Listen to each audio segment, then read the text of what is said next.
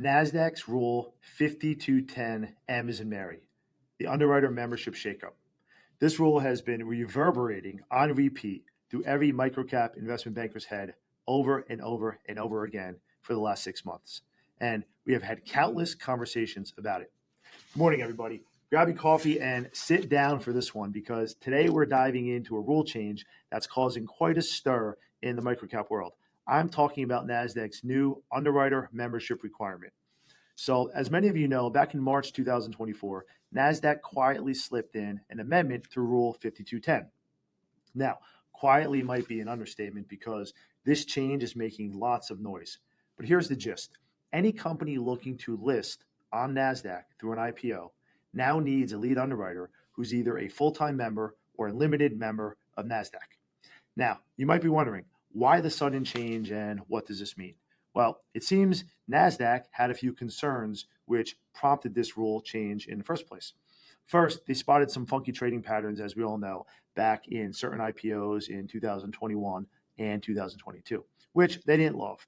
And also, they wanted a more direct line of communication to question underwriters for post-deal inquiries. Remember, previously, they had to go through their buddies at FINRA to get information from underwriters on a post-IPO basis, which was not terribly efficient for anyone, including Nasdaq. So what did Nasdaq do? They didn't just change the rules, they created a whole new player called the limited underwriting member. This is for any investment banker who wants to act as a principal underwriter on an IPO. One investment banker likened it to me last week in a conversation and said, it's like being invited to the party, but not allowed on the dance floor. I mean, I get it. So here's where it gets interesting. With the change, Nasdaq now has full jurisdiction over all these underwriters. That means they can demand responses to inquiries both during and after the IPO process. It's like Nasdaq just got a whole new set of teeth. And trust me, they are not afraid to use them. And nor should they be, because it's all of our obligation to work together to keep our markets safe and constantly improving. But here's the million-dollar question. And I really want your thoughts and opinions on this. Will this rule change to give Nasdaq more power to inquire be better for the industry, or is it just giving Nasdaq a direct line to grill investment bankers over every deal and trading hiccup? Now, let's talk about impact. This change is shaking up the microcap IPO world because Nasdaq will no longer review allocations or pre-pricing information if the principal underwriter isn't a member or limited underwriting member of Nasdaq. We'll talk more about in a future segment what the word principal means.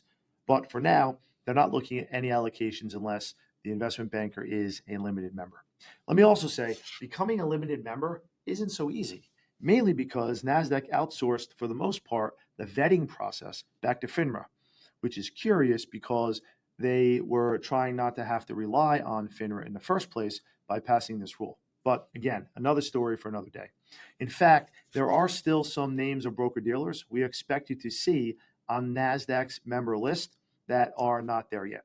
So here's the bottom line. Nasdaq is tightening the reins and taking a much more active approach in regulating the microcap IPO, both before and now after deals have been listed.